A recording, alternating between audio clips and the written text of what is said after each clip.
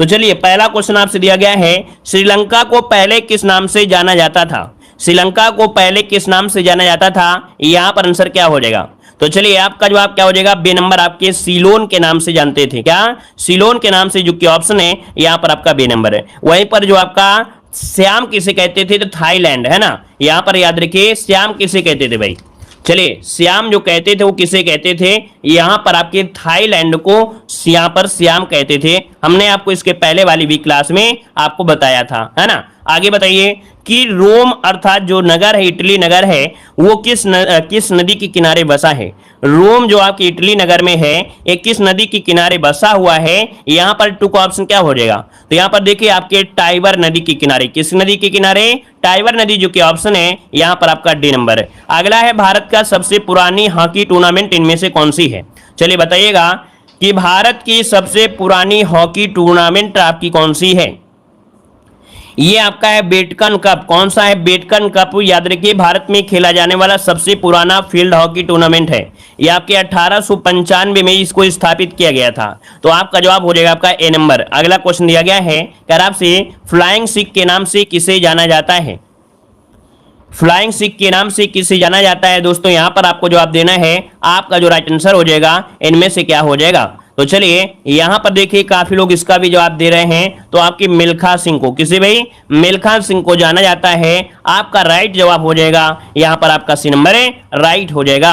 यहां पर आगे बढ़ते हैं, संयुक्त राष्ट्र दिवस कब मनाया जाता है? संयुक्त राष्ट्र दिवस कब मनाते हैं? यहां पर देखिए आपका जवाब क्या हो जाएगा?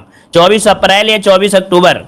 24 अक्टूबर लगा दें। चलिए लॉक कर देते हैं। आपका जवाब हो जाएगा डी नंबर है, 24 अक्टूबर 1945 की स्थापना हुई। तो यहां पर आपका 24 अक्टूबर इसका जवाब राइट हो जाएगा।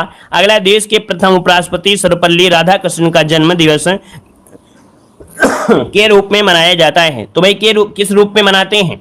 चलिए भाई आप देखते हैं 5 सितंबर। क्या? 5 सितंबर को मनाते हैं। 5 सितंबर को मनाते हैं शिक्षक दिवस। तो ऑप्शन क्या बनेगा? यहाँ पर बी नंबर इसका राइट हो जाएगा। अगला, जयदेव द्वारा लिखित ग्रंथ निम्नलिखित में से कौन सा है? तो देखो अभी आपने मॉडल पेपर सोल्व किया है पीटी में, वहां पर ये क्वेश्चन आपको जरूर मिलता है। हमने बताया है कि ये क्वेश्चन आपका पीछा नहीं छोड़ेगा, है ना। यहाँ पर जो आपका 7 नंबर है, ऑप्शन हो जाएगा आपका बी नंबर, गीत गोविंद हो जाएगा। अगला, लाइफ डिवाइन किसकी प्रसिद्ध रचना है? यहाँ पर ऐसे क्वेश्चन आपको इसी क्लास में मिलेंगे। याद रखिए स्पेशल डोज का मतलब भी होता है स्पेशल। आप लोगों के लिए क्या है? ये बिल्कुल स्पेशल है, आप लोगों के लिए खजाना है। आप लोगों के लिए ये जो क्लास होती है अमृत के समान होती है, याद रखिएगा, क्योंकि ये 10 क्वेश्चन होते हैं जो हर क्षेत्र से होते हैं। हर क्षेत्र से होते हैं। इसका प्रैक्टिस सेट आप लोग लगाएंगे तो आपका हर क्षेत्र कवर हो जाएगा। लाइफ डिवाइन किसकी रचना है? तो 8 का ऑप्शन क्या बनेगा? तो यहाँ पर देखिए 8 का ऑप्शन हो जाएगा आपका अरविंदो घोष, जिसको ऑप्शन आ रहा है बी नंबर है, अरविंदो घोष बिल्कुल राइट हो जाएगा। अगला, धन्वंतरि पुरस्कार किस क्षेत्र में प्रदान किया जाता है? धन्वंतरि पुरस्कार किस क्षेत्र में प्रदान किया जाता है 9 नंबर में? तो ये हो जाएगा चिकित्सा के क्षेत्र में। ऑप्शन बनेगा बी नंबर है, चिकित्सा के क्षेत्र में इसका ऑप्शन बनेगा आपका बी नंबर। अगला, नोबेल पुरस्कार किसकी स्मृति में दिए जाते हैं? 10 का ऑप्शन दीजिएगा। नोबेल पुरस्कार किस के स्मृति में दिए जाते हैं? 10 का जवाब देना है। तो 10 का ऑप्शन हो जाएगा अल्फ्रेड नोबेल, जो कि ऑप्शन जिसका आ रहा है बी नंबर। अगला है, अंतारा निम्नलिखित में से किस देश की एक प्रमुख न्यूज एजेंसी है? अंतारा निम्नलिखित में से किस देश की एक प्रमुख न्यूज एजेंसी है? 11 का ऑप्शन दे रहा है। चलिए 11 नंबर नोट करिएगा, इंडोनेशिया की है। किसकी है? इंडोनेशिया पर 11 का ऑप्शन बनेगा। आपका जवाब जो 11 का बनेगा वो डी नंबर हो जाएगा। आपकी कहां की है? तो आपके इंडोनेशिया की है। अगला है कि किस देश का प्राचीन नाम पारसिया है? चलिए बताइएगा किस देश का प्राचीन नाम पारसिया है। अब आप इसे अगर स्पेशल पढ़ेंगे तो आपको याद नहीं होगा भाई, एक साथ अगर आपको कराया जाए तो आप कंफ्यूज हो जाएंगे कि इसका क्या नाम है। लेकिन प्रैक्टिस सेट में अगर 2-3 क्वेश्चन मिल जाते हैं तो उम्मीद है कि 2-3 पॉइंट आपके डेली कवर हो जाते हैं, है ना, और डेली कुछ ना कुछ सीखने को मिल जाता है। तो किस देश को प्राचीन नाम पारसिया है 12 नंबर में? तो ऑप्शन बनेगा आपका ईरान, जो आपका है ईरान। ईरान को कहते थे पारसिया। ऑप्शन बनेगा आपका ए नंबर। अगला, संयुक्त राष्ट्र महासंघ के प्रथम महासचिव कौन थे? संयुक्त राष्ट्र महासंघ के प्रथम महासचिव पूछा है दोस्तों। यहाँ पर आपका जो आंसर बनेगा क्या हो जाएगा 13 नंबर में? तो देखो यहाँ पर जो आपका त्रिवेली थे, है ना, कौन थे भाई? ये त्रिवेली थे, ये संयुक्त राष्ट्र के प्रथम महासचिव थे। तो आपका जवाब हो जाएगा यहाँ पर सी नंबर है। और आगे बढ़ते हैं, क्वेश्चन आपसे अगला पूछा गया है कि अंतर्राष्ट्रीय न्यायालय में किस भारतीय ने न्यायाधीश पद को सुशोभित किया है? अंतर्राष्ट्रीय न्यायालय में किस भारतीय ने न्यायाधीश का पद सुशोभित किया है? यहाँ पर 14 नंबर में। तो ये डॉक्टर नगेंद्र सिंह है। कौन है? डॉक्टर नगेंद्र सिंह, जो ऑप्शन है आपका ए नंबर इसका राइट हो जाएगा। और आगे बढ़ते हैं, प्रावधा निम्नलिखित में से कहाँ का प्रमुख समाचार पत्र है? प्रावधा निम्नलिखित में से कहाँ का प्रमुख समाचार पत्र है? 15 का ऑप्शन दीजिएगा। लॉक करिए भाई सभी लोग।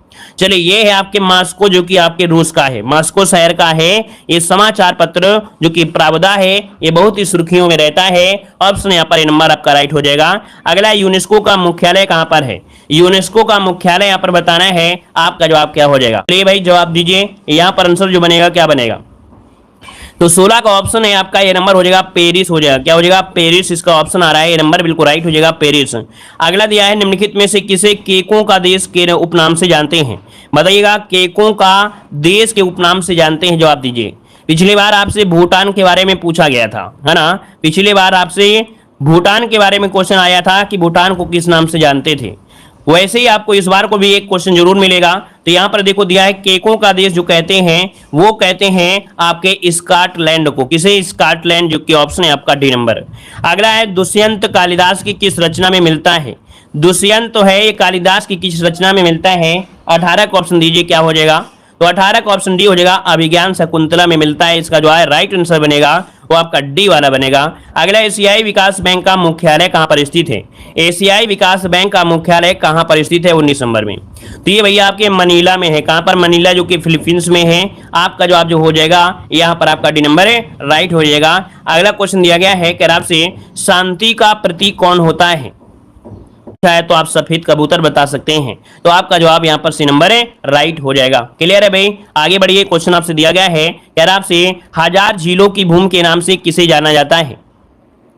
चलिए 21 की अगर हम बात करें तो देखो, जो आपका फिनलैंड है, फिनलैंड को हजार झीलों की भूमि के नाम से जाना जाता है। लगभग यहाँ पर बहुत झीलें हैं, है ना? बहुत झीलें हैं। मतलब देखा जाए तो देखो, हम लिख बता रहे हैं 1680000, ठीक है ना? और यहाँ पर द्वीप कितने हैं? यहाँ पर द्वीप हैं 1790000, इतने द्वीप हैं याद रखिए, और इतनी झीलें हैं। और देखिए कितनी हो गई, कई, ढाई, सैकड़ा, हजार, 10,000, लाख, बहुत झीलें यहाँ पर हैं, ठीक है ना? और द्वीप भी यहाँ पर हैं। तो इसका जो आंसर हो जाएगा आपका ये नंबर हो जाएगा। आगे बढ़ते क्वेश्चन आपसे अगला पूछा गया है, चंद्रमा पर मानव भेजने वाला प्रथम देश निम्नलिखित में से कौन था? चंद्रमा पर मानव भेजने वाला प्रथम देश पूछा है, देखिए 22 नंबर में। तो ये है आपके जो संयुक्त राज्य अमेरिका है, संयुक्त राज्य अमेरिका ने भेजा था, याद रखिएगा। और जो व्यक्ति उतरे थे वो व्यक्ति का नाम था नील आर्मस्ट्रांग, है ना? तो ऑप्शन क्या हो जाएगा? ए नंबर। अगला क्वेश्चन दिया गया है, कह रहा आपसे, ओपेक की स्थापना कब हुई थी? ओपेक की स्थापना जो हुई थी वो आपकी कब हुई थी? तो देखो यहाँ पर आंसर क्या बनेगा? तो आंसर आपका हो जाएगा यहाँ पर 1960 में, याद रखिए 1960 में।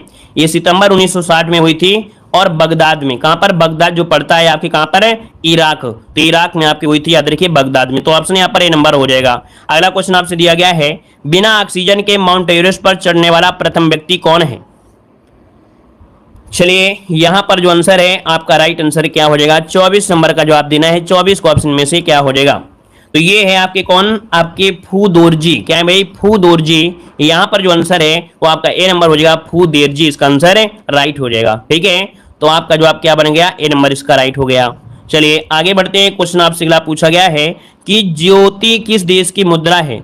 ज्योति किस देश की मुद्रा है? ज्योति किस देश की मुद्रा है आपसे पूछा गया है। चलिए देखो, एक हम पॉइंट बता दें, एक अगर आपको कभी ना मिले, क्योंकि वहां पर ये तो आपका ऑप्शन है, लेकिन यहाँ पर एक नाम है उनका, स्नो लेपर्ड। स्नो लेपर्ड अगर ये ऑप्शन में होता, क्या स्नो लेपर्ड के नाम से जाने जाते थे। ये नेपाल के पर्वतारोही हैं, है ना। और जो सचिव रहे हैं वो टीकाराम गुरुरंग ने कहा था कि अंगरीता शेरपा एक महान पर्वतारोही थे। ठीक है ना, लेकिन ऑप्शन में नहीं है, कहीं कहीं पर इसे आपको सही किया गया है। और नहीं तो आपकी स्नो लेपर्ड अर्थात हिम तेंदुआ के नाम से जाने जाते थे। तो यहाँ पर आपके जो आपके हैं कौन है, तो गुरु टीकाराम, तो यहाँ पर आपका हो जाएगा। लेकिन आपको मिला नहीं है तो आपको ऑप्शन यहाँ पर ए नंबर दे देना है। यहाँ पर देखो दिया है ज्योति किस देश की मुद्रा है। ज्योति किस देश की मुद्रा है, यहाँ पर जवाब देना है। आपका राइट आंसर में से क्या हो जाएगा? राइट आंसर की अगर हम बात करें, देखिए 25 नंबर में, तो आपका जवाब क्या हो जाएगा 25 में? तो ऑप्शन हो जाएगा आपका यहाँ पर डी नंबर, पोलैंड। क्या हो जाएगा? ये पोलैंड की मुद्रा है, यहाँ पर इसका राइट आंसर हो जाएगा डी नंबर हो जाएगा। लगभग आपका 17.88 पैसे आपका होता है, तो आपका जवाब यहाँ पर डी हो जाएगा। अगला दिया गया है, देश में नरौरा नाभिकीय संयंत्र केंद्र किस राज्य में है? चलिए यहाँ पर देखिए 26 नंबर में, तो ये आपका जवाब हो जाएगा बी नंबर, आपके कहां पर है, बुलंदशहर में है। याद रखिए इसको, ऑप्शन जो आएगा वो आपका बी नंबर हो जाएगा। अगला है हिंदी फिल्म अभिनेता राजकुमार का असली नाम बताना है। चलिए भाई यहाँ पर बताइएगा कि जो आपके राजकुमार थे, है ना, बताइएगा हिंदी फिल्म अभिनेता राजकुमार का असली नाम क्या था। कितने लोग जानते हैं भाई?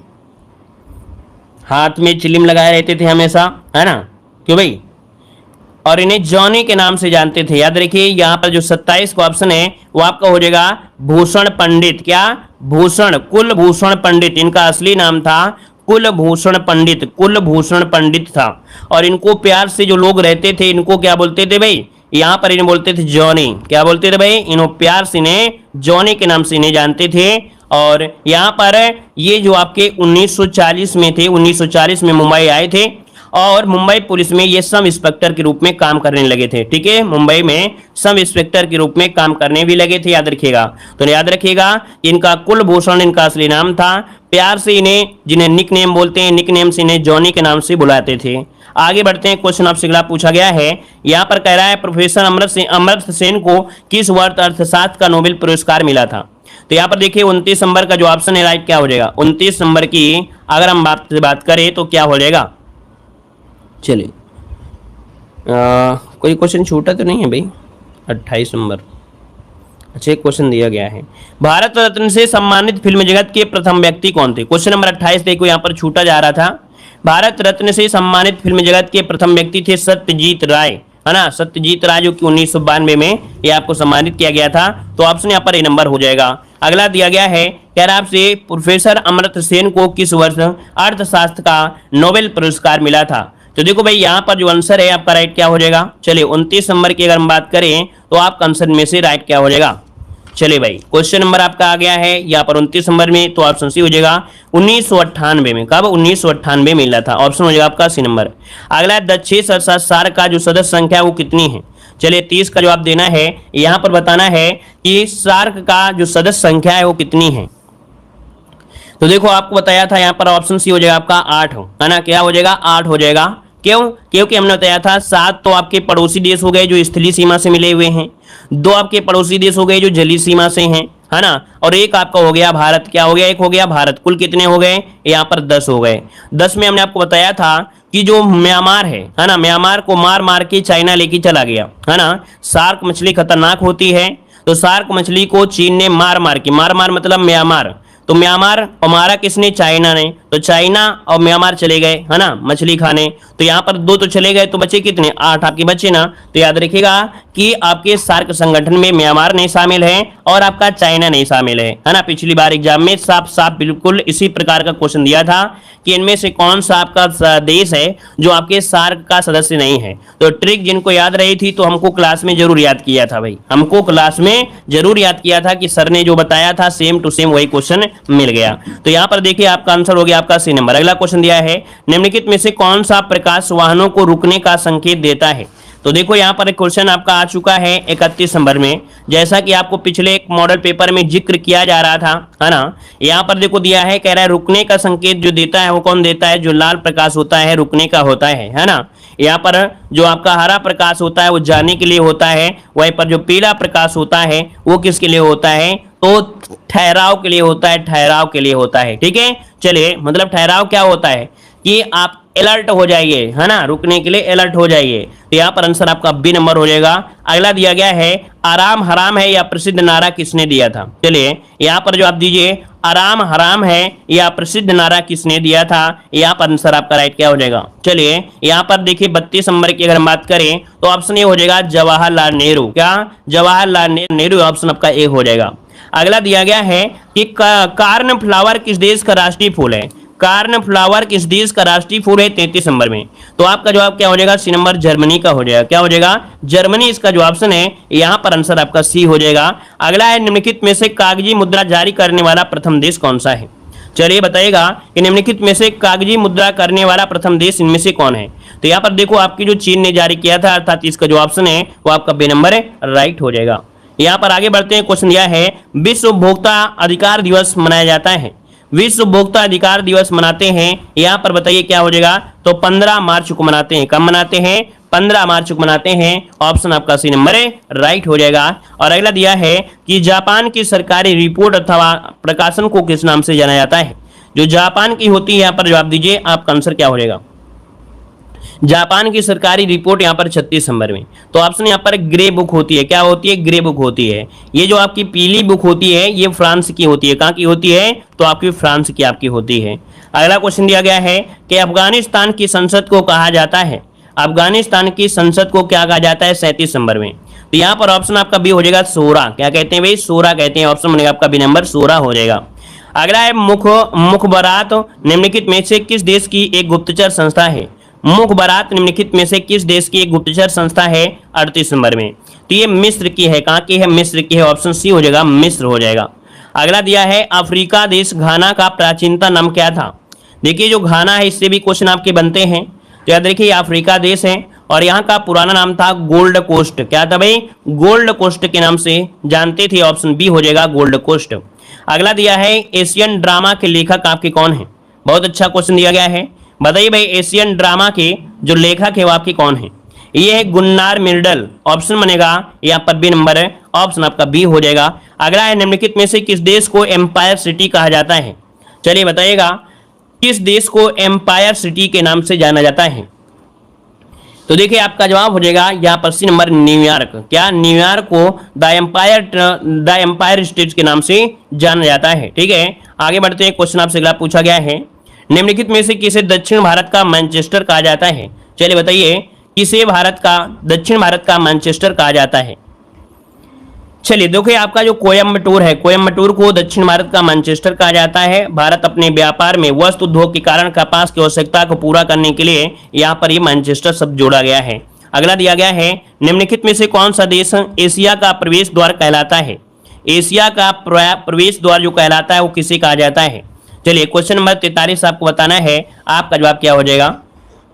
तो देखिए ऑप्शन हो जाएगा सी नंबर जो तुर्की है। तो तुर्की को एशिया का प्रवेश द्वार कहा जाता है। नोट करिएगा, ऑप्शन आपका सी नंबर है राइट हो जाएगा। और अगला क्वेश्चन दिया गया है संसार में सबसे अधिक वर्षा वाला जो स्थान है वो आपका कौन सा है।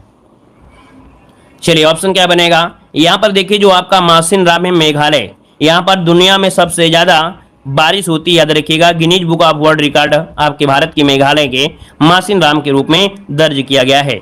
आगे बढ़ते हैं। क्वेश्चन आपसे दिया गया है विश्व की सर्वाधिक गहरी झील कौन सी है। विश्व की सर्वाधिक गहरी झील पूछा गया है। तो गहरी झील कौन सी है? बैकाल झील है जो कि आपकी रूस में है।